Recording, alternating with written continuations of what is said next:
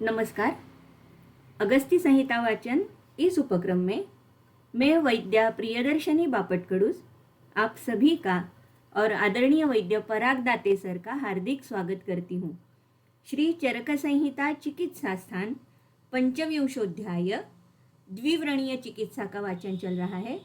इसके अंतर्गत पिछले सत्र में हम श्लोक नंबर 50 तक आए थे, जहाँ तक सर ने कुछ चिकित्सा बताई थी या जैसे कि शोथ और व्रण ये दोनों संप्राप्तियों में होने वाला साम्य बताया था। मैं सर से अनुरोध करती हूँ अध्याय वाचन का प्रारंभ करें। रागादिरोगान् सततानुशक्तान् अशेषकाय प्रसृतान् शेषान् औत्सुक्यमोहातिदान् च घानो योगपूर्ववैद्याय नमोऽस्तु तस्मै। हम पिछली बार के जो पढ़ रहे थे उसमें हम उपनाह तक आए थे। वहां पर हमने देखा था कि उपनाह करने के बाद पहले जो दोषों का पाचन करने के लिए बोला था, 3 अवस्थाएं बताई थी कि ज्यादा दोष हुए तो क्या करना है, मध्यम दोष हुए तो क्या करना है और कम दोष हुए तो क्या करना है। और उसके बाद में अगर ये चिकित्सा करने के बाद भी वो शोथ जो है उसका शमन नहीं हो रहा तो उसका पाटन करने के लिए या फिर उपनाह करके पाटन करने के लिए बताया। जहाँ तक हम 50वें श्लोक तक आए थे, तो उससे आगे चलेंगे। सतिला स अतसी बीजा दध्यमला सप्तुपिंडिका सकिण्व कुष्ठ लवणा शस्तास्याद उपनाहने। और कोई उपनाह करने के लिए अलग से द्रव्य बताए थे। सतिला मतलब तिल हमें पता है, जो स अतसी बीजा, अतसी बीज जो होते हैं उनसे। ये तो सभी लोगों को पता है कि छोटे बच्चों में जब ज्यादा कफ होता है तो बहुत सारे घरों में आज भी अतसी बीज, आरसी जिसको हम बोलते हैं मराठी में, तो वो देखे उससे उपनाह नहीं लेकिन पिंड सेक किया जाता है। वो पोटली में बनाकर उसको गर्म करके छोटे बच्चों को उरग प्रदेशों से सेका जाता है, जिससे कि कफ का विलयन होके वो बाहर निकल सके और सर्दी जुकाम जैसे व्याधियां कम हो। वो अतसी जो है वो बहुत उष्ण रहती है लेकिन स्नेहयुक्त भी रहती है। तिल है वो भी वैसे ही है, उष्ण भी है और स्नेहयुक्त भी रहेंगे। दध्यमला, अम्लरस हमने पढ़ा है कि भले ही वो स्पर्श में शीत हो लेकिन वो वीर्य में उष्ण है और पाक करने वाला ज्यादा रहता है।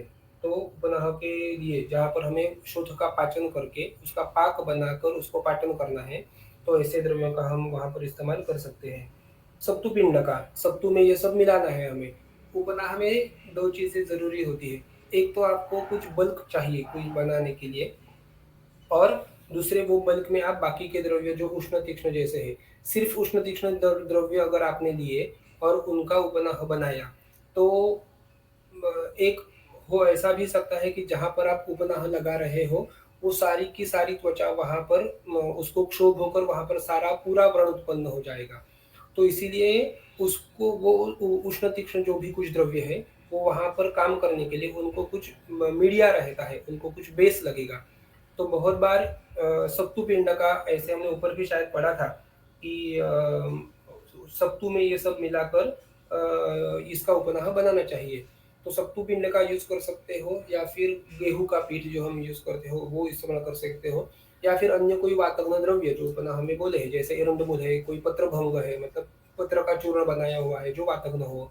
ऐसे चीजों का बेस और उसमें पाचन करने वाली थोड़ी सी तीक्ष्ण उष्ण जैसे उमा है, अतसी है, ऐसे वाली थोड़ी सी द्रव्य। किण्व कुष्ठ लवण सभी द्रव्य हम जान सकते हैं। किण्व, किण्व उपनाह के लिए साक्षात बोला है बहुत बार, ना कि वर्ण के लिए, लेकिन अगर अलग जगहों पर जहाँ पर आपको संधि शूल के लिए उपनाह करना होता है वहां पर किण्व जो होता है उसमें बहुत सारे द्रव्य जो आप आसवरिष्ठ के बनाने में यूज करते हो उनका काल समय से अच्छे से पाक होकर उसमें से जो कुछ भी प्रेसिपिटेट रहता है वो किण्व के रूप में उस आसवरिष्ठ के बेस में चला जाता है, वहां पर वो बैठ जाता है। तो जैसे ही वो आसवरिष्ठ अच्छे से पक्व होता है हम उसको छान लेते हैं। तो पक्व करने की और काल संस्कार अच्छे से होने की जो क्वालिटी रहती है वो किण्व में रहती है। इसीलिए कोई भी पाचन करने की आपको अगर जरूरत है वहां पर किण्व का यूज किया जा सकता है। किण्व में भी कुष्ठ और लवण जैसे द्रव्य है। लवण तो हम सब जानते हैं कि वो अभिसंधि होता है, उष्ण तीक्ष्ण होता है, छेदन भेदन करने वाला होता है, दोषों का संघात भेदन करने के लिए, वहां पर खुद उष्ण होने की वजह से पाक के लिए इस्तेमाल करने वाला, और बाकी हमने जब जो लवण रस के गुणों में 10वें अध्याय में वाग्भट की पढ़ा है कि बाकी रसों की या फिर बाकी द्रव्यों की ताकत को वो लवण की वजह से वो उत्कटता से काम कर सकते हैं बाकी के द्रव्य। अगर जैसे हमने खाना बनाया और उसमें लवण नहीं डाला तो बाकी के जो रस है वो भी अच्छे से हमें समझ में नहीं आते। तो वैसे ही उपनाह में एक सालवण उपनाह करके है कि लवण उत्कट मतलब वो उसमें ज्यादा नमक होना चाहिए। अगर हम उसको टेस्ट करें तो उसमें नमकीन टेस्ट ज्यादा आनी चाहिए, ऐसा वाला लवण उत्कट किया हुआ उपनाह। ये सभी चीजें हैं जो दोषों का पाचन करने के लिए हमारी बहुत सारी मदद करेंगी। किण्व कुष्ठ लवणाशस्ता उपनाहने ये द्रव्यों से हमें उपनाह बना सकते हैं। यहाँ पर उपनाह बनाने का बाकी तरीका तो कोई नहीं दिया है या फिर प्रोसीजर नहीं दी है। तो करना ऐसे है, तिल और अतसी बीज ये हमें पहले पीस कर लेने हैं क्योंकि वो बीज है। अगर हम ऐसे ही बीज उपनाह में लगाएंगे तो उसका कुछ बहुत ज्यादा उपयोग नहीं होगा। तो जरूरी है कि हम उनको पीस लें पहले। हम उसको दधी अम्ल डालकर पीस सकते हैं। उसी में हमें किण्व कुष्ठ और लवण ये सब ऐड करके फिर से उनको एक साथ अच्छे से मिलाना है। सत्तू पिंडी का बनाने के लिए अगर हम सत्तू का सिर्फ भुने हुए सत्तू अगर सिर्फ हम लेते हैं तो उससे ये सभी द्रव्य मिलाने के बाद भी अच्छे से पिंडी का नहीं बनती। वो जो पीठ है उसका अच्छे से गोला नहीं बनेगा। उपनाह को एक ही जगह पर रुकने के लिए, वहां पर चिपकने के लिए हम बोल सकते हैं, जैसे हम रोटी का आटा गूंथते हैं तो वैसे उसको एक संध एक सभी एक साथ मिलकर गोला बनना चाहिए। इसीलिए जरूरी है कि हम उसमें थोड़ा सा पानी डालें या फिर जैसे दधी हमने बोला है कोई भी द्रव्य उसमें मिलाकर उसको थोड़ा गर्म करना चाहिए। कटोरी में लेकर उसको थोड़ा सा भूनना चाहिए। ऐसे करते करते करते वो सब द्रव्य पानी में अच्छे से भीगने के बाद, गर्म हो जाने के बाद उन सब का एक अच्छे से गोला बनता है जो कि हमें उपनाह के लिए आगे इस्तेमाल करने के लिए अच्छे से यूज होगा। ऐसे नहीं किया तो सभी द्रव्य उपनाह अच्छे से उसका गोला नहीं बनता, बोलस नहीं बनता और यहाँ वहाँ गिर जाता है, वो एक ही जगह पर रहकर काम नहीं करता। इसीलिए ये सब लेकर अगर उसमें उतनी चिकनाहट नहीं आ रही है एक ही जगह पर रुकने के लिए तो हम उसमें जैसे बोला कि रोटी का आटा जो रहता है गेहूं का, तो वो भी थोड़ा सा यूज कर सकते हैं जिससे वो अच्छे से बना रह सके। रुक दाह राग तोदैश्च विदग्धम शोफम आदिशित। ये उपनाह किसमें करना है? एक तो पहली लाइन में हमने पढ़ा था 49वें श्लोक में, न चेत एवं उपक्रांतः शोफो न प्रशम मूर्जित। ऊपर जो भी क्रिया हमें करने के लिए बोला था, जैसे कि रक्त मोक्षण है, सुशीत लेप है या फिर धारा है, निर्वापन करना है, ससर्पिष्ट लगाने हैं, ये लगाने से भी अगर वो शोफ नहीं कम हुआ तो एक हमें उपनाह कर सकते हैं। और दूसरी चीज यहाँ पर बताई है, रुक दाह राग तोदेश्च, जिसमें जिस शोथ में रुजा ज्यादा है, दाह है, स्पर्श में हमें दाह पता चल रहा है, राग अलग बाकी जो उसके आजू बाजू में जो कुछ त्वचा रहेगी उससे वो ज्यादा लाल दिखाई देता है हमें, तो देश और वहां पर क्लिकिंग जैसा सेंसेशन हो रहा है, तो हो रहा है, ये अनेक सारी वेदना हो रही है, तो आप जान लीजिए कि वो विदग्ध शोथ है। विदग्ध शोथ 99% उपनाह से या फिर अपने आप से पाक होकर पक्व शोथ में चला जाएगा और उसका व्रण बन जाएगा। तो जैसे ही ऊपर बोला कि अगर बाकी चीजों से वो शोथ कम नहीं हो रहा तो आप उसमें उपनाह कर सकते हो। उपनाह से होता ऐसे है कि जो लोकल दोषों का संघात है, जहाँ पर जो स्थानिक दोषों का संचय है, तो ये उष्ण तीक्ष्ण पाचन द्रव्यों की वजह से उनका स्थानिक पचन अच्छे से हो जाता है। और अगर वो शोफ विदग्ध नहीं है तो उपनाह की वजह से उन दोषों का पचन होने से वो दोष विलयित हो जाते हैं और या अपने स्थान पर वापस चले जाएंगे और शोफ कम हो जाएगा। ये पहली अवस्था में। अगर शोफ पहले से ही व्रणशोथ तक आ रहा है, विदग्धावस्था में है, तो भेद राग रुग इत्यादि लक्षण उसमें ज्यादा है, तो उपनाह से उसमें पचन होने से वो दोषों का पाक हो जाएगा, ना कि वो अपने स्थान में फिर से चले जाएंगे जैसे कि पहली अवस्था में जाते थे। तो इस जैसे आप जानते हो कि ये रुक दाह राग तोदेश इन लक्षणों से युक्त शोथ है, तो विदग्ध शोथ है, उसमें आप उपनाह करोगे तो वो पक जाएगा, उसमें आपको जाकर आगे की पक जाएगा। उपनाह करके पक जाने के बाद उसमें क्या दिखाई देगा, तो जलबस्ति समस्पर्शम संपक्वम पीड़ितोन्नतम, वो जो रहेगा शोथ वो जलबस्ति समम, जिस बस्ती में जल भरा है, जिस जैसे एक थैली में कोई पानी भरा है, या फिर रंग पंचमी के दौरान हम जो गुब्बारे देखते हैं, तो उसमें जैसा वो उसका स्पर्श का जैसा फीलिंग रहता है, वैसा जल बस्ती समम स्पर्शम, ऐसा स्पर्श होने वाला संपक्वम, वो जो शोथ रहेगा वो पिका हुआ शोथ रहेगा। पीड़ितोन्नतम, और क्योंकि वो जल है उसमें उसमें बाकी कोई कफ या फिर अन्य कोई पूय जैसे दोष नहीं है, तो जैसे ही हम उसको दबाएंगे, पीड़ित उसको पीड़ित करेंगे, तो क्योंकि उसमें पानी भरा है, जैसे हम उसको छोड़ देंगे वो फिर से ऊपर की तरफ आ जाएगा। कफज शोथ में हमने शायद पढ़ा था कि अगर हम उसको दबाते हैं हाथ से, तो पीड़ित चिरेण उन्नमति, हमारे अंगुली का निशान वहां पर उठ जाता है, वो धीरे धीरे धीरे धीरे धीरे फिर से उन्नत हो जाता है। तो यहाँ पर ऐसे नहीं होगा, क्योंकि उसमें पानी जैसे पक्व दोष है, तो पीड़ित करने के बाद अगर हमने उंगली उठाई छोड़ दिया तो वो जल्दी से ही ऊपर उठ जाएंगे। तो ऐसा रहेगा, वो शोथ है पक्व हुआ हुआ शोथ। उमा अथ गुग्गुलुः सौधम पयो सौधम पयः दक्षकपोतयोः विट् पलाशभ्रवः क्षारः हेमक्षिरी मुकुलकः इत्युक्तो भेषजगणः पक्वशोथ प्रभेदनः सुकुमारस्य कृच्छ्रस्य तु शस्त्रं परमुच्यते। तो उमा फिर से अति उष्ण तीक्ष्ण द्रव्यों जैसे गुग्गुलु, ये भी द्रव्य उसमें आया है। सौधम पयः, हम सब जानते हैं सौधम पयः मतलब स्नुही का क्षीर, जो कि उपविश्य में भी आता है। अर्कं क्षीरम स्नुही क्षीरम लांगनी कर वीरकम गुंजाहि फेन दत्तुरः सप्तों पे विषय जाता है यहाँ। तो इतना उष्ण द्रव्य, इन द्रव्यों का हमें, ठीक है, और आगे पढ़ेंगे। दक्ष कपोतयोः विट, दक्ष और कपोत, ये जो पंछी है पक्षी है उनका विट, हमने शायद कफज रक्त पित्त में देखा है कि जो कि गल मार्ग में आकर रुकता है, उसका स्थानिक विलयन करने के लिए कपोतविट मधु के साथ इस्तेमाल करने का रक्त पित्त में एक रेफरेंस हमें मिलता है।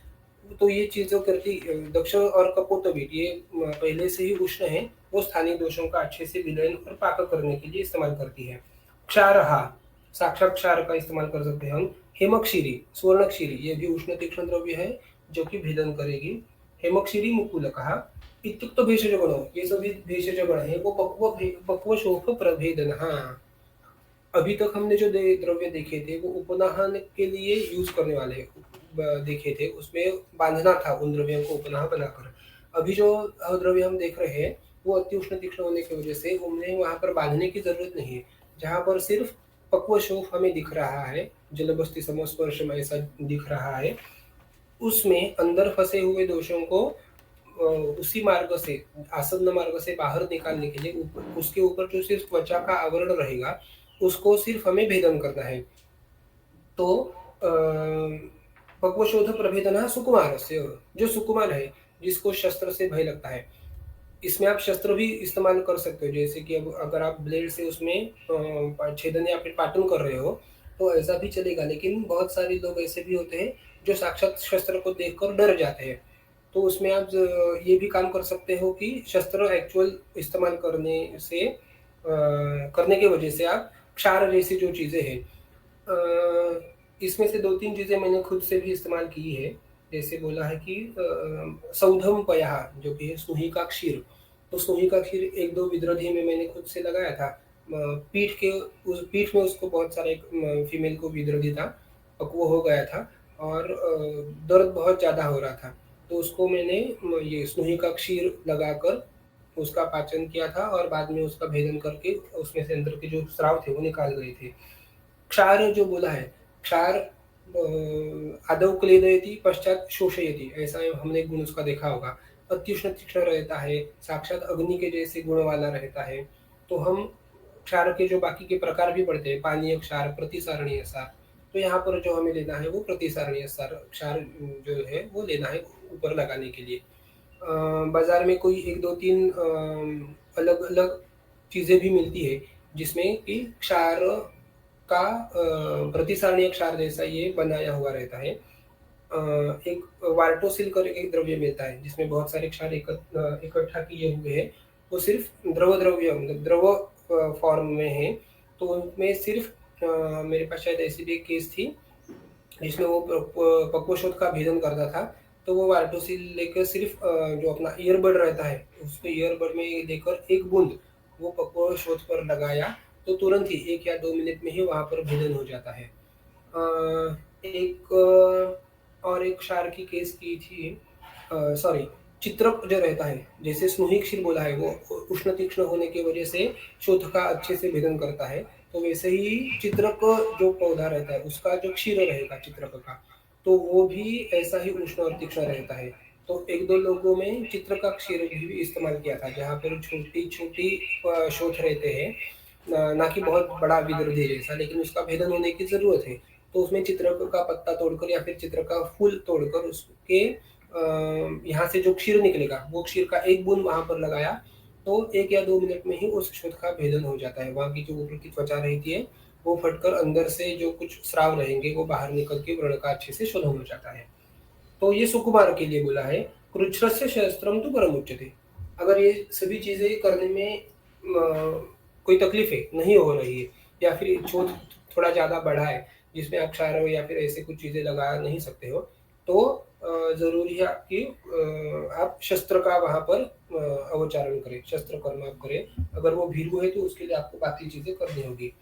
क्षार कर्म के इसमें हमने पढ़ा है कि क्षार का इस्तेमाल कहाँ कहाँ करना चाहिए और कहाँ पर क्षार का इस्तेमाल नहीं करना चाहिए।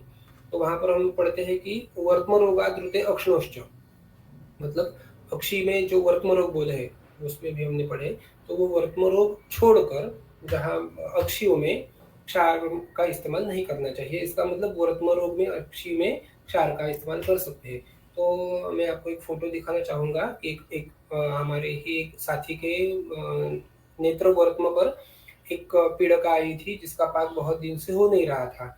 लेकिन जैसे ही उसका पाक हुआ वहां पर दाह जलन जो हमने ऊपर पढ़े थे, बस्ती समम इतना तो उसमें पाक नहीं था, इतने दोष उसमें नहीं थे, लेकिन पाक तो था जिसको भेदन करके बाहर निकालना था, क्योंकि अक्षी है वर्तम है, शस्त्र का अवचारण करने से अच्छा हमने वहां पर क्षार कर्म से उसका भेदन करना सही समझा।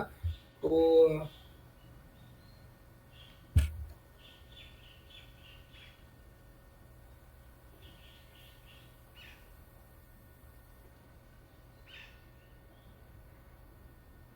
ठीक है, वो हम लास्ट में आपको दिखाते हैं, मुझे थोड़ा दिखाने में।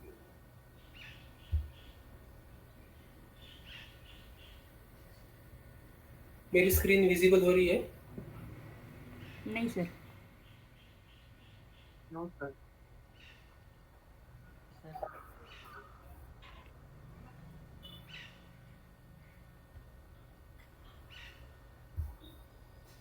अभी हाँ यस सर। हो रही है सर। हो रही है, ओके। तो ये जो है हम देख रहे हैं आंख है और आपके यहाँ पर हमें शोध दिखा रहा है वर्तम के यहाँ पे। तो ये जो सफेद दिख रहा है वो हमने क्षार का एप्लीकेशन वहां पर किया था। उसके ऊपर आप देख पाओगे कि एक स्राव जैसा थोड़ा सा निकल रहा है। जैसे ही वो लगाया था क्षार, उसके 1-2 मिनट में बाद वहां पर जलन जैसी होने लगी, पाक होने के जो भेदन होने के जो लक्षण है वो वहां पर दिखाई देने लगे। और उसके ऊपर आप एक बूंद देख सकते हो जो कि अंदर का हुआ स्राव जो है वो त्वचा भिन्न होकर वहां से वो स्राव बाहर निकल रहा है। तो अक्षी रोग में हमने जो बोला था कि अक्षी रोग में ऐसे वर्तम रोग में पक्षियों के शोथ को भेदन करने के लिए क्षार का हमने इस्तेमाल किया था। तो ये हम देख सकते हैं यहाँ पे। आगे चलेंगे। पाटनम व्यधनम चैव छेदनम लेपनम तथा प्रच्छनम सीवनम चैव षड्विधम शस्त्र कर्म तत्। अभी शस्त्र कृच्छ्र यहाँ तक तो उपनाह करना, वहां पर लेप लगाना या फिर क्षार से उसका पाठन करना यहाँ तक तो बोला था। अगर उससे भी नहीं हो रहा तो जरूरी समझा उन्होंने कि शस्त्र कर्म आप करो। तो वो शस्त्र कर्म आप कौन कौन से कर सकते हैं इसकी लिस्ट आगे जाकर आएगी। तो पाटनम व्यधनम छेदनम लेपनम, तो ये लेपनम आगे हम जानेंगे कि वो लेखनम ऐसा कर्म है।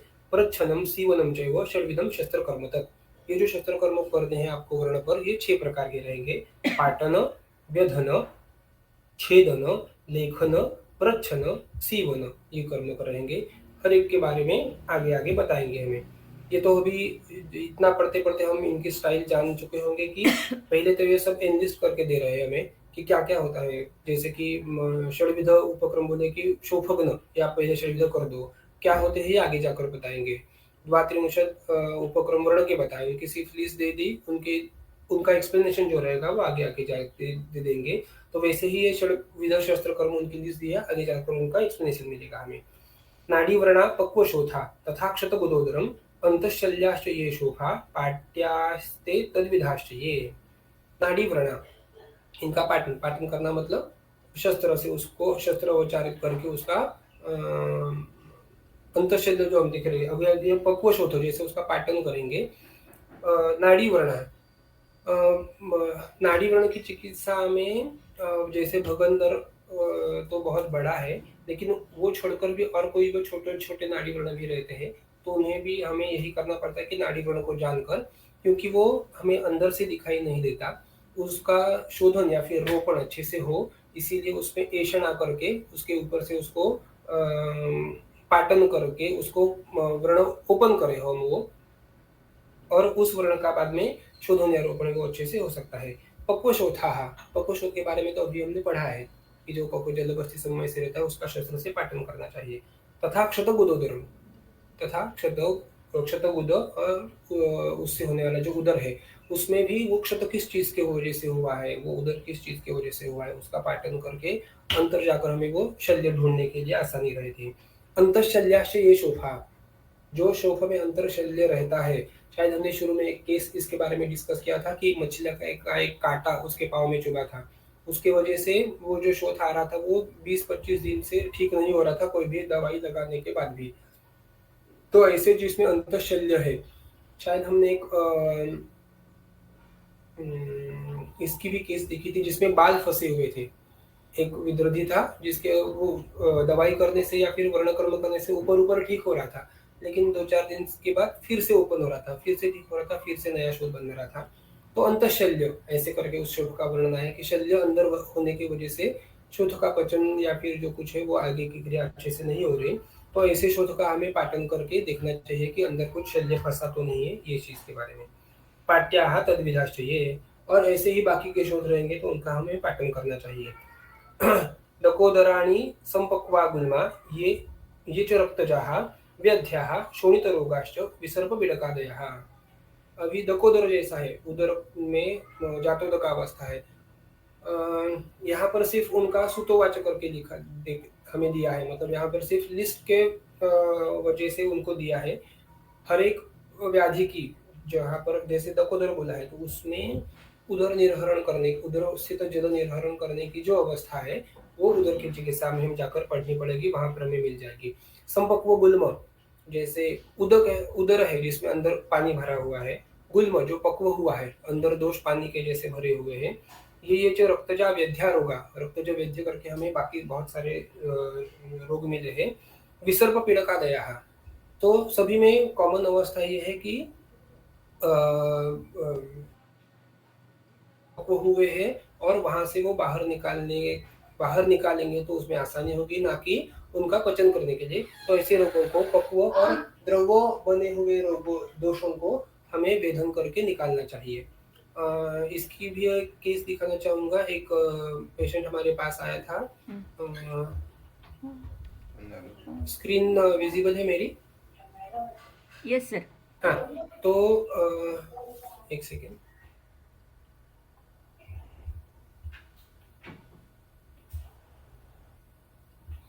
ये पेशेंट जो था वो गाड़ी से गिर गया था रास्ते पर।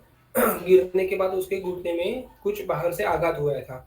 आघात होने के बाद 2-3 दिन शोथ हुआ। शोथ होने के बाद उसमें जो शोथ की जो कुछ ट्रीटमेंट करने वाली थी वो शोथ की ट्रीटमेंट कर दी, लेकिन वो ट्रीटमेंट हो जाने के बाद भी गुल्फ के जानु के ऊपरी भाग में जलबस्ति समम स्पर्शम, ऐसे जो हमने ऊपर पढ़ा था, तो जैसे कुछ अंदर पानी जैसा कुछ भरा हो, ऐसा शोथ हम उसको बोलेंगे, ऐसे उसके घुटने के ऊपर निर्माण हुई थी, जो कि थोड़ी सी दर्द भी कर रही थी और शोथ तो ऊपर से दिखाई दे रहा था। उसको ऑपरेटिव करने के लिए कुछ बोला था। हमने वहाँ पर देखा कि जलबस्ति समस्पर्श है, बाकी कोई तोड़ भेदाती कोई वेदना नहीं है। तो व्यध्या जो हमने देखा कि अंदर दोषों का पाक हो चुका है, दोष द्रवावस्था में है, तो उनको पाटन करने के जैसा बड़ा शस्त्र करने से अच्छा है सिर्फ उनका वेधन करें और वो जो दोष है वो जलो प्रधान वो बाहर आ जाएंगे। तो हमने उसमें 18 नंबर नीडल से ये वेदन किया था सर।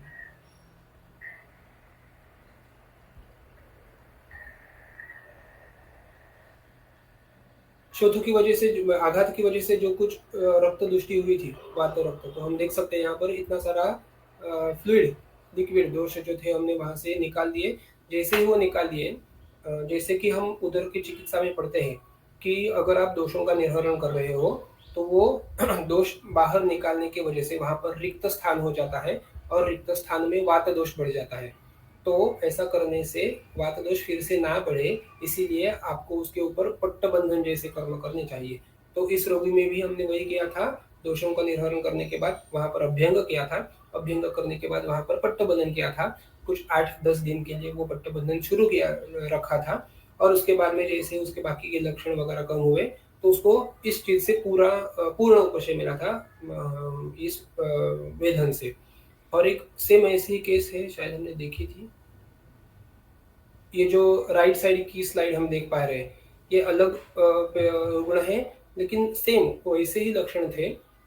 वो किस चीज पर से गिरा था, घर पे ही, और वहाँ पे सख्ती है तो सख्ती के यहाँ पर उसको ऐसा जल बस्ती जैसा शोथ हुआ था जो कि संपक्व हुआ था और बस्ती समस्पर्श हम जान रहे थे जैसे अंदर कोई द्रव दोष जान सकते हैं हम उसको। तो उसको भी हमने वेधन किया था। तो शायद नीचे किडनी ट्रे में आपको गिरता हुआ लिक्विड दिख रहा है, इसका वीडियो तो नहीं है मेरे पास लेकिन फोटो है। उसके बाद हमने वो वेधन करके ये सब अंदर जो स्थित है उसके दोष है उनको निकाला था। हमने उनके मेजर भी किया था 90 ml 90 मिली जो कुछ है वो स्राव वहां से निकले थे। बाद की जो ट्रीटमेंट जी थी वो तो सेम जैसे उधर में बोला था कि यहाँ पर भी अभ्यंग करके उसको पट्टबंधन किया था। उसके बाद में अभ्यंतर दवाई कुछ उसकी शुरू थी जिसके उसको पूर्ण उपशय मिला था।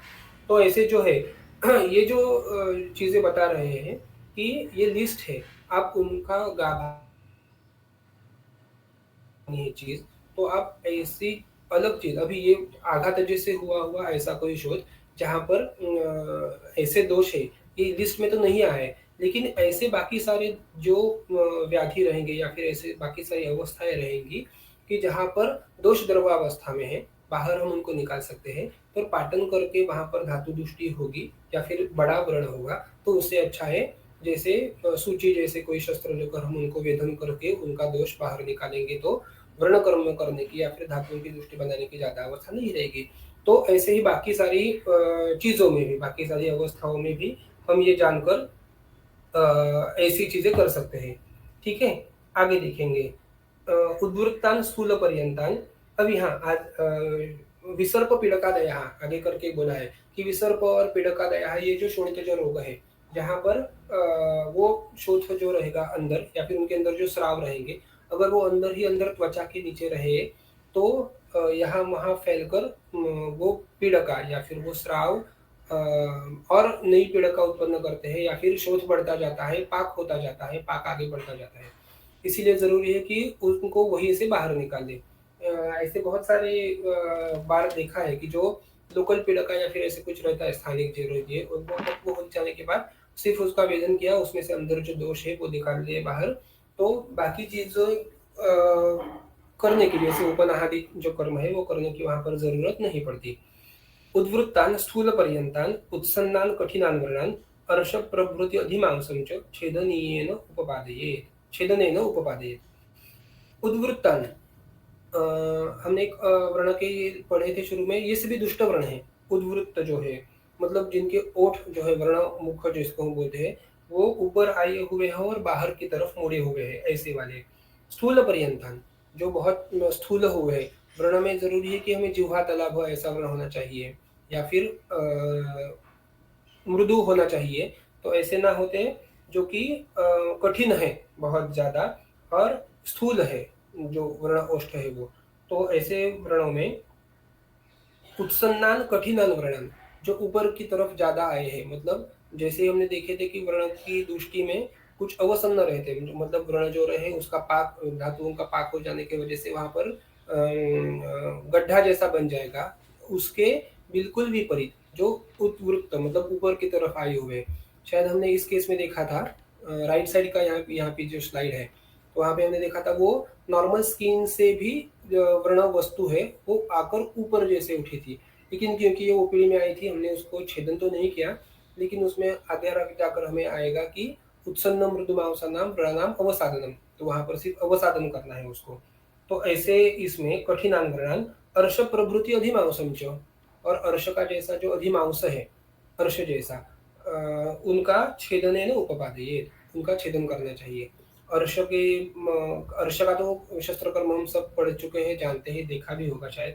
तो अर्श प्रभृति अधिमांसम च, अधिमांस है अर्श प्रभृति, अर्श के जैसा या फिर अर्श के जैसा होने वाला। चर्मकील तो बहुत सारे लोग हम जानते ही है कि जो हम चर्मकील जो है व्यानो गृहीत्वा श्लेष्माणं करोति अर्श त्वचो बहिः, कि व्यान वायु श्लेष्मा को लेकर बहि त्वचा पे हमारे अर्श जैसा कुछ पैदा करता है, तो उसको चर्मकील बोलते हैं। तो उसका अर्श प्रभृति अधिमांसम च छेदनेन उपपादयेत, तो उसका हमें छेदन करना चाहिए।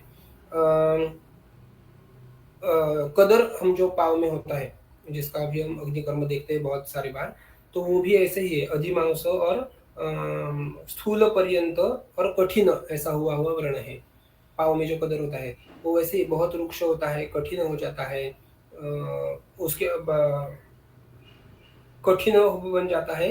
अधिमांस जैसा उसमें तो एक्चुअल बाद में दिखाई देता है, अगर वो कदर बहुत बढ़ा तो वो थोड़ा थोड़ा ऊपर बढ़ के पाँव में अगर हुआ तो चलने में वेदना होती है, पाँव रख नहीं पाते, तो ऐसे इसमें उसका हम छेदन तो कर सकते हैं, या फिर जो हम ओपीडी बेसिस पर करते हैं वो है मांस वृद्धि भवान रोगान शस्त्र क्षार अग्निकर्म भी, तो उसमें शस्त्र कर्म तो करते हैं, नहीं तो अग्निकर्म तो करते हैं, दोनों में से कोई भी कर सकते हैं। इलासानी सकुष्ठानी लिखित लेख्यानि बुद्धिमान, वातासृक ग्रंथि पीड़का सकोठा रक्तमंडलम, कुष्ठानि अभिहतम चांगम शोथांश प्रच्छेद। ठीक है, किलास जैसे जो कुष्ठ है वहां पर लेखन करना चाहिए उनका, क्योंकि उसमें जो दोष है वो बहुत त्वचा स्थित ही रहते हैं, अंदर तक उनका कुछ सारे शरीर में तो होते हैं, लेकिन स्थानीय दोष जो होते हैं वो त्वचा तक होते हैं, तो उनका वहां पर लेखन करके जो कुछ आगे की अवस्था आएगी उसमें दवाई उनके लेप आगे जो है वो उनको करना चाहिए। वातासृ ग्रंथि पीड़का सकोठा रक्तमंडलम, कुष्ठानि अभिहतम चंगम शोथांश प्रच्छेद, प्रच्छान की इन लोगों का करना चाहिए। वातासृ, वातरक्त में बहुत सारी मतलब सभी प्रकार से रक्त मोक्षण करने के लिए आया है। वातरक्त में हर एक रक्त मोक्षण के लिए हर एक अलग अलग अवस्था दी है, जैसे सिरावेद कहाँ पर करेंगे, जलोका कहाँ पर करेंगे, अवगाढ़ है तो जलोका लगाएंगे, स्थानिक है तो उसमें प्रच्छान जैसा कर्म करेंगे, तो ये सब कर सकते हैं। ग्रंथि पीड़का, हाँ, ऊपर भी हमने विसर्प पीड़का दया भी देखा था, जिनका वेदन करना है, जिनके अंदर दोषों का द्रव जैसा पाक हुआ है, द्रवावस्था में है, तो वहां पर जरूरी है हम उसका वेदन करें, लेकिन अगर वो द्रव नहीं है, वो पूय जैसे बन गए, तो वहां पर हम उनका प्रच्छान करेंगे। सकोठा रक्तमंडलम, इसमें तो अभी मैंने कभी इस्तेमाल नहीं किया है कि कोठा और रक्तमंडल में प्रच्छान जैसा कर्म, लेकिन ग्रंथि पीड़का में थोड़ा थोड़ा कभी कभी किया है। कुष्ठानी अभिहतम चांगम शोथांश प्रच्छेद विषम, कुष्ठ से अभिहत हुआ जो अंग है वहां पर और शोथ से, कुष्ठ से अभिहत अंग में एक 2-3 रोगों में देखा था जिनको एक के पीठ के ऊपर भी ऐसा ही कुष्ठ बना था, जो कि बहुत ही रुक्ष और बहुत ही कम क्या बोलेंगे उसको, संवेदना से युक्त था, तो उसमें हमने ब्लेड से प्रच्छान करके उसके ऊपर कपिंग जैसा किया था। प्रच्छान ही है तो अलाबू हमने पढ़ा है शायद कि अलाबू से जो करते हैं वो आजकल हम कपिंग से कर सकते हैं, सिर्फ उसमें अग्नि का संपर्क नहीं होता, यही एक दोष रह जाता है। तो उसके कुष्ठ पर हमने प्रच्छान करके वो जो कपिंग था तो उससे रक्त मोक्षण उसका 2 या 3 बार किया था पीठ के ऊपर, तो उसको बाद में उसे उपशय मिला था पूर्ण। तो ये कुष्ठानी अभिहतम चांगम जो बोला है वहां पर हम ऐसा प्रच्छान कर सकते हैं। सीव्यम कुक्षुदरम तु कुक्षुदराद्यम तु गंभीरम यद विपाटितम, कुक्षी और उदर जहाँ पर जो है यद विपाटित, पहले हमने उसका पाटन जहाँ पर किया है या फिर ऐसे पाटित हुए हुए जो कुछ अंग हैं तो उनका हमें सेवन करना चाहिए। तो अभी हम सब जानते हैं, सभी ने शायद इंटर्नशिप ने या फिर ओपीडी में देखा हो कि सेवन कैसे और कहाँ पर किन चीज़ों का करना चाहिए। इति षड्विधम उद्दिष्टम शस्त्रकर्म मुनीषिभिः। तो ये 6 प्रकार का शस्त्रकर्म हमें बताया है। आगे जाकर और कुछ अवस्थाओं की चर्चा करेंगे। सूक्ष्मानना कोशवंतो ये व्रणा स्थान प्रपीड़येत। सूक्ष्मानना जिनका मुख है वर्ण का वो छोटा सा है, लेकिन कोशवंतो अंदर उनके कोश जैसा बना है, अंदर उसकी जगह है, नीचे की जो वर्ण वस्तु है उसमें उसका जो है वर्ण वस्तु नीचे बड़ी है। जैसे हम घट का वो कोई या फिर क्या बोलते हैं उसको, माटी का जो मटका रहता है उसका शेप जैसे दिखता है कि उसका आनन मुख जो रहता है वो छोटा है, लेकिन उसके नीचे हम देखेंगे तो बहुत सारा पानी जमा हुआ है। तो ऐसे ही जिस वर्ण में उसका मुख छोटा है लेकिन अंदर दोषों की संचिति बहुत है, तो ऐसे जो व्रण है तान प्रोपीड़येत उनका पीड़न करना चाहिए। ये सब हम करते हैं, जैसे उसका पीड़न करके अंगुलियों से या फिर हाथ से उनका पीड़न करके अंदर जो कुछ भी स्राव इत्यादि जमा रहेंगे उसको हम बाहर निकालते हैं। तो ये करने के लिए मैन्युअली भी कर सकते हैं। अगर आपको द्रव्यों के इस्तेमाल से करना है तो क्या करेंगे, कलायाश्च मसूराश्च गोधूमा सहरेणवः कल्कीकृता प्रशस्यन्ते निस्नेहा व्रणपीडने। कलाय मसूर गोधूम हरेणु ये जो द्रव्य है उनका कल्क बनाकर प्रशस्यन्ते निस्नेहा उसमें कोई स्नेह नहीं डालेंगे और उनको उसी वर्ण पर उनका लेपन कर देंगे। हमने परसों पढ़ा था लेप प्रलेप आलेप के बारे में। जो लेप हम इस्तेमाल करते हैं उसका उष्णता कम करने के लिए, शोफ का पाचन करने के लिए, क्योंकि उसको वर्णावस्था प्राप्त न हो ऐसे उस अवस्था में वहां पर हम लेप लगाते हैं। जैसे ही वो लेप सूख जाता है हम उसको तुरंत निकालते हैं, दूसरा लेप लगाते हैं।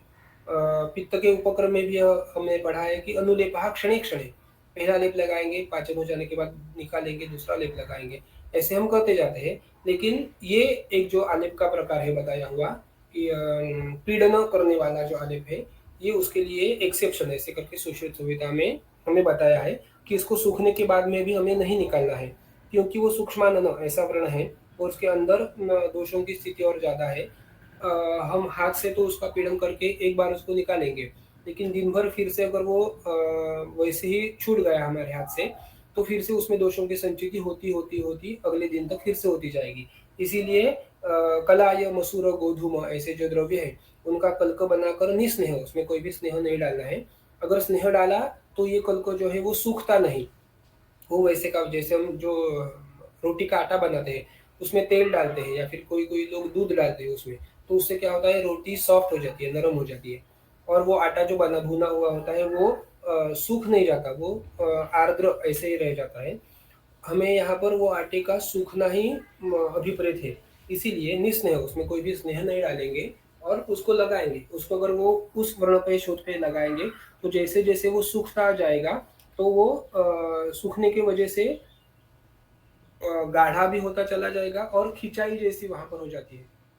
जो हम मैन्युअली वहां पर प्रोपीडन कर रहे हैं तो यही काम उस लेप की वजह से वहां पर दिन भर होता चला जाएगा, होता रहेगा और उससे अंदर दोषों का जो कुछ संचय होता रहेगा दिन भर वो नहीं होगा। तो अगले दिन या फिर अगली बार जब हम वो लेप लगाकर फिर से वो व्रण का पीड़न करेंगे तो दोषों के अंदर ना हो जाने की वजह से व्रण की शुद्धि जल्दी हो जाएगी।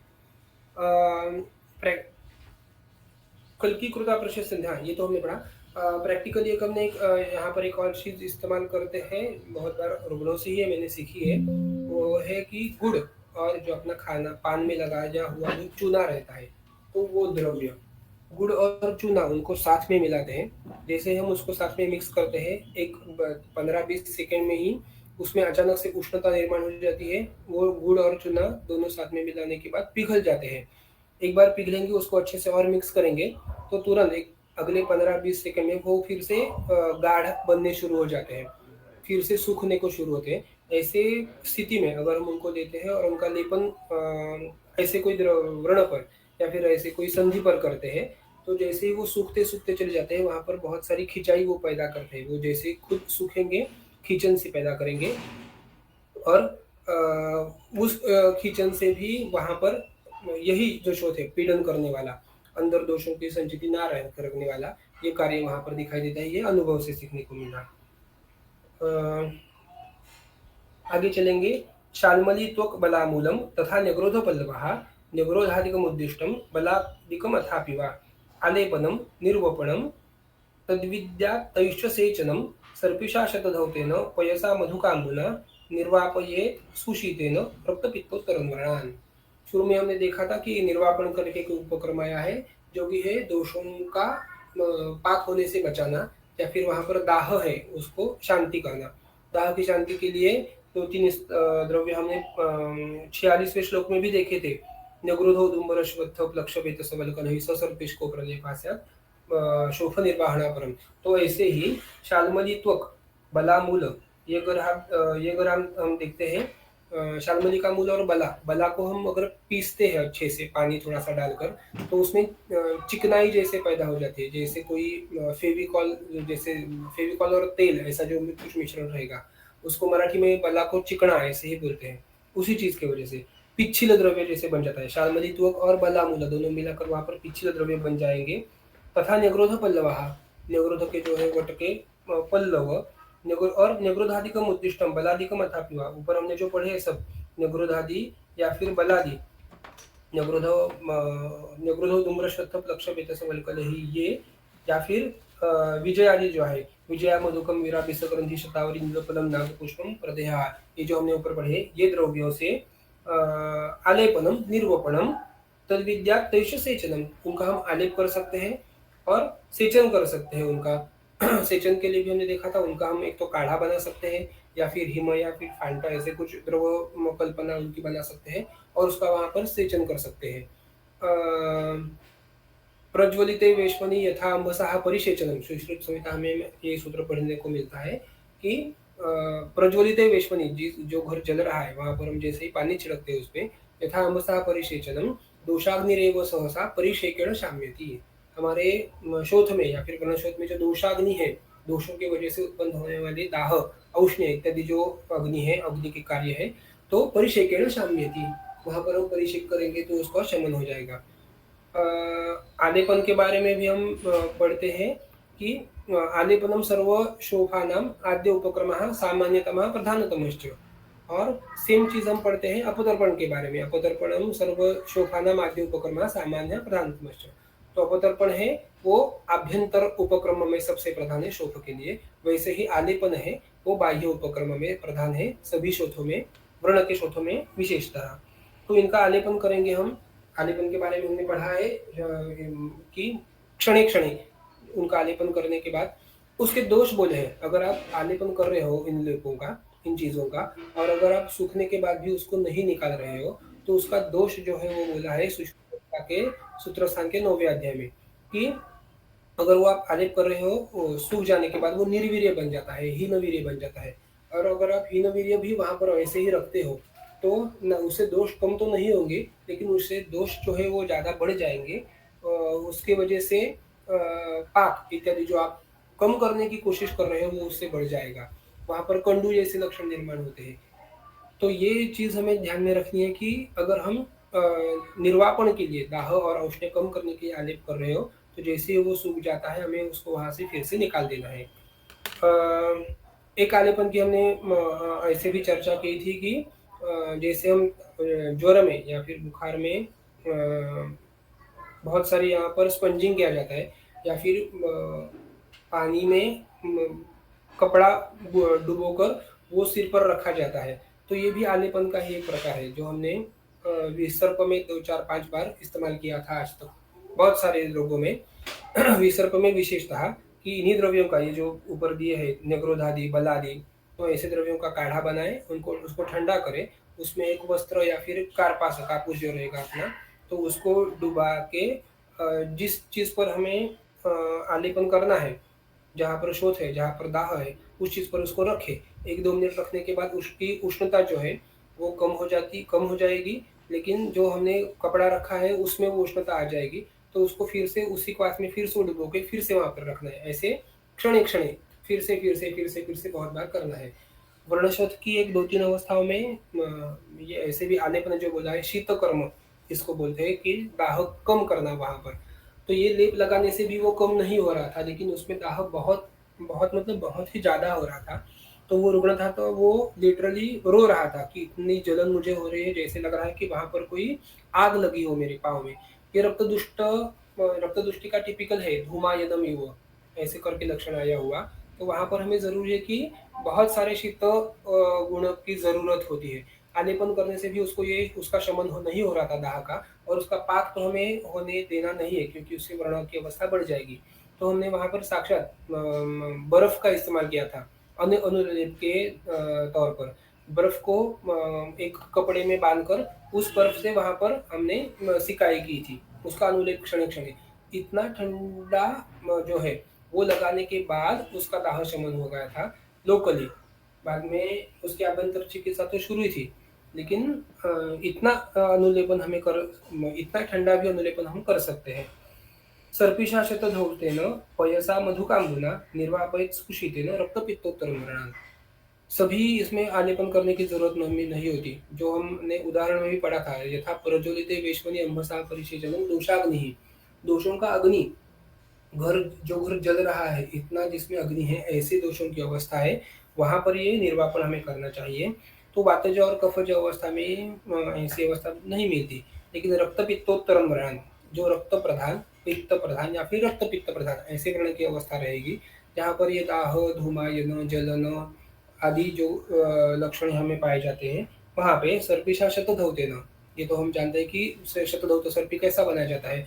उसको पानी में रखकर हाथ से पीसा जाता है फिर से। तो पानी की जो शीतता है, सौम्यत्व है, वो घृत में और अच्छे से मिलाई देता है। दूध है जो, और मधुकाम्बु यष्टि का जो काढ़ा रहेगा उससे हम धारा कर सकते हैं।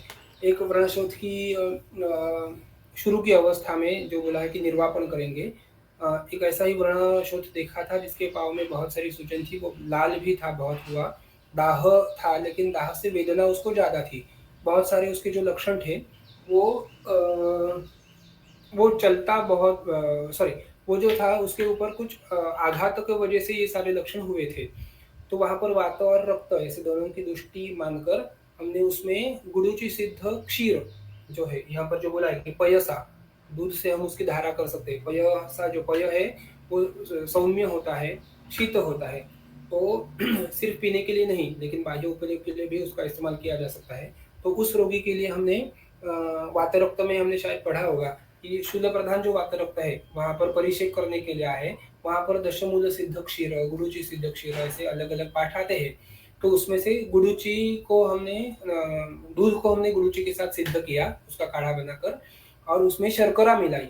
शक्कर जो है, हमने ये भी पढ़ा है कि पित्तघ्नाः सर्व शर्करा, जो शर्करा है वो पित्तघ्नाः होती है, पित्त को कम करने वाली होती है, वात को नहीं बढ़ाती क्योंकि वो मधुर रस से है। तो उसी काढ़े में हमने शर्करा मिलाई और उस काढ़े से हमने उसका परिसेचन किया।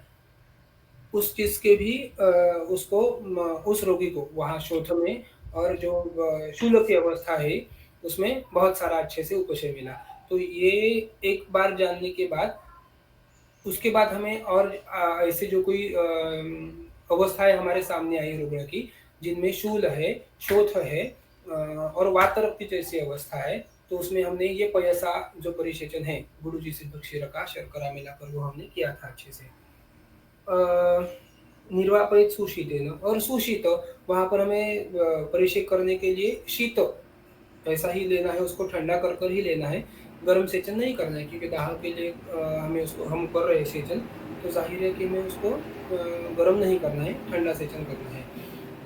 अगर हम पित्त के उपक्रम में या फिर पित्त शोथ में या फिर पित्त व्रण में देखेंगे तो वहाँ पर हमें और ऐसी चीज़ें देखने को मिलती है कि जिनका हम निर्वापन या फिर सेचन कर सकते हैं, और प्रैक्टिकली हम उनका यूज बहुत कम जगह पर देखते हैं।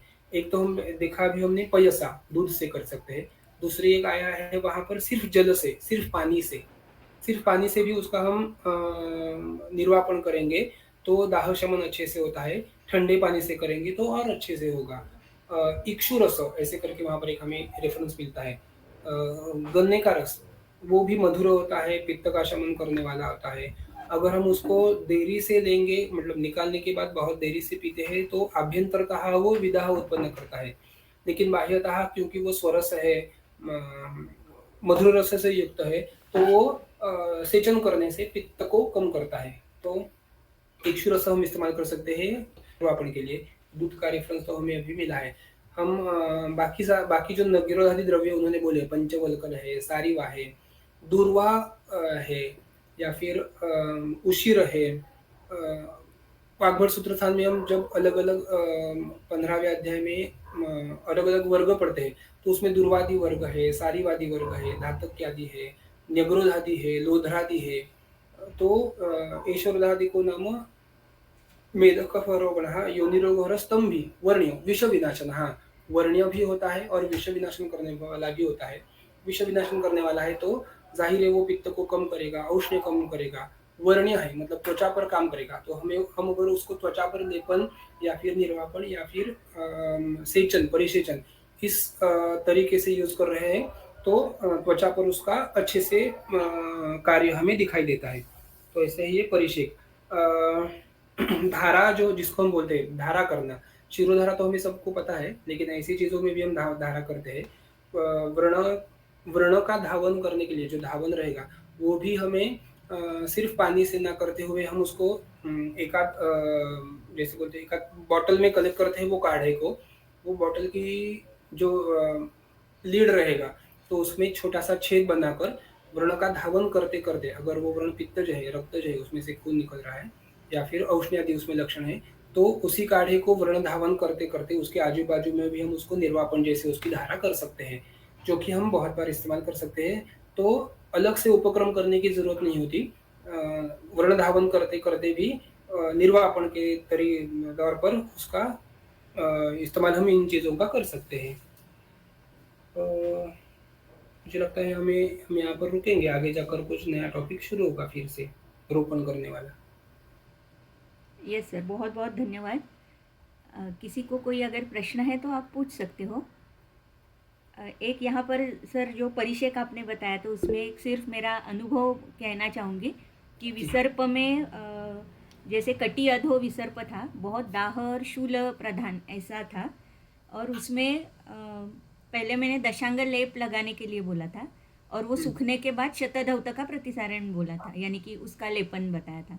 लेकिन दशांग लेप मैंने लगाने के बाद, वो सूखने के बाद जब वो उसे क्लीन कर रही थी, तो वो भी उसे सहन नहीं होता था। नहीं हो पाता इतना वो, यानी की क्या कहूँ, हुळहुळ आपण मराठीत म्हणतो ना, म्हणजे एकदमच त्वचेला खूप त्रासदायक इस तरीके से वो हो रहा था। तो बाद में मैंने सोचा कि ये लेप लगाने से तो बेटर है कि मैं अगर परिषेक करती हूँ, शीत परिषेक, तो वो ज़्यादा बेटर रहेगा। इसीलिए मधुकाम्बू यहाँ पर जो आया हुआ है, तो मधुकाम्बू का परिषेक, शीत परिषेक ऐसे करने के बाद फिर शतधौत का लेप लगाया था। तो उससे बहुत अच्छा उपशय दाह में भी और शूल में भी मुझे ज़्यादा मिला था। तो कभी कभी लेप कब करना है, परिषेक कब करना है, ऐसे जब हमारे मन में आता है, तो ये अनुपशय उपशय के बाद मुझे पता चला, और बाद में मैंने परिषेक किया था। जी, यस, वैशाली माने madam. Yes ma'am, yes sir. अष्टांग संग्रह अग्रसंग्रहणीमध्ये रक्तावसेचन मध्ये पिटिका विसर्प हा एक उल्लेख आलाय. तर बऱ्याच याच्यामध्ये व्रणांमध्ये पक्वावस्था येऊ नये म्हणून थोडं थोडं जरी रक्तावसेचन केलं तरी ते पुढे पक्वावस्था टळली जाते. हा थोडा एक अनुभव होता. आणि दुसरा प्रॅक्टिकली अनुभव असा आहे की मराठीमध्ये जे कोटीच घालणं म्हणतात, आता याच्यामध्ये निस्नेह आपण पाहिलं, पण बऱ्याच ठिकाणच्या पोटीस मध्ये गव्हाचं पीठ, कणिक, हळद आणि तेल याचं पोटीस घालतात. ते गरम असतं. नाही, पोटीस ते निस्नेह जे आपण इथे वाचलंय आता, तर ते पीडन करणाऱ्या द्रव्यांसाठी आहे. सूक्ष्मानना कोशवंता असे जे व्रण आहेत त्यांचं पीडन व्हावं म्हणून तो लावलेला एक प्रकारचा लेप आहे, ते पोटीस नाही. उपनाह जे आधी येऊन गेले तिथे आपण सतिला, सतसी बीजा, सतैल सर्पिषा असे जे वाचले ते सगळे पोटीस आहेत, ते उपनाह आहेत. मग सर पोटीस आणि उपनाहामध्ये काय फरक असेल? नाही, पोटीस आणि उपनाह सेम आहे. पोटीस आणि उपनाह सेम आहे. त्याच्यात फक्त दोन भेद कार्याने असे आहेत की आपण संधी शूल्यासाठी किंवा वातव्याधी जे आपण उपनाहाचा स्वेदाचा प्रकार म्हणून जे वाचलंय, तर तो उपनाह स्वेदनाचं काम करतो. तिथे आपल्याला दोषांचं पाचन करणंच अपेक्षित आहे, पण तिथे पक्व करून भेदन करणं व्रणासारखं असं अपेक्षित नाहीये. आणि इथे आपल्याला जे अपेक्षित आहे, सुरुवातीचं आपण उपनाहाचे जे बघितल्या होत्या गोष्टी, त्याच्यात सत्तू पिंड का म्हटलं होतं त्यांनी, की सत्तूचं पीठ घालून वगैरे करा. तर तिथे दोषांचं पाचन होऊन तो शोध पक्व न होता फक्त पाचन होऊन दोष पुन्हा आपल्या स्थितीत जावेत एवढंच काम अपेक्षित आहे. पण एवढं केल्यानंतर सुद्धा जर ते शोध कमी होत नाहीये, तर तुम्ही तिथे उष्ण द्रव्यांच्या बरोबरीने तो उपनाह करून तिथे पाचन करून भेदन करू शकता. ओके. प्रॅक्टिकली गव्हाचं पीठ, हळद, तेल याचं जे पोटीस लावतो त्यानंतर ओढा बसून तो व्रणाचं भेदन होताना दिसतं. बरं, ते उष्णतेमुळे होतं.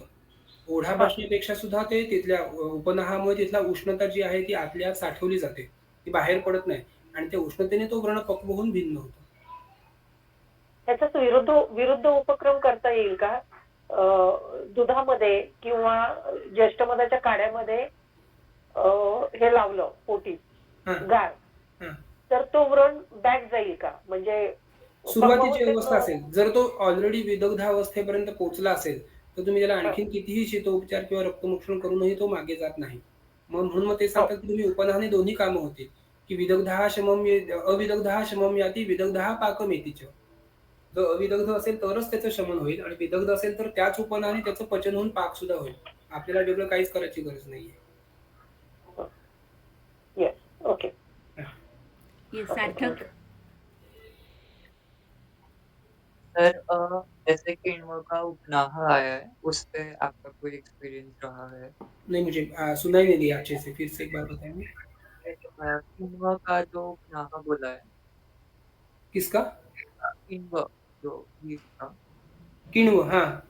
हाँ, उसका कोई एक्सपीरियंस रहा है अभी हाँ, तक? मैं करता हूँ ना। किण्व जो अभी जो आसावरिष्ट में खुद से बनाता हूँ, उसका जो किण्व रहता है बेस में हुआ, तो उसको मैं इकट्ठा करके बाजू में रखता हूँ और उपनाह में उसको यूज़ करता हूँ डायरेक्ट एज़ अ द्रव्य करके।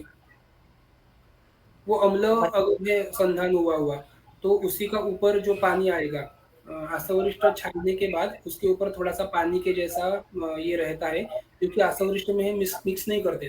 तो उसको जैसे हम धान्याम्ल बनाते हैं या फिर कांजी बनाते हैं, तो वैसे ही उसको अलग से रखता हूँ और उसमें गुड़, धातकी ऐसे वातक बहुत सारे द्रव्य रहते हैं। वातज शोथ में अम्ल द्रव्य से या फिर कांजी से परिषेक बोला है।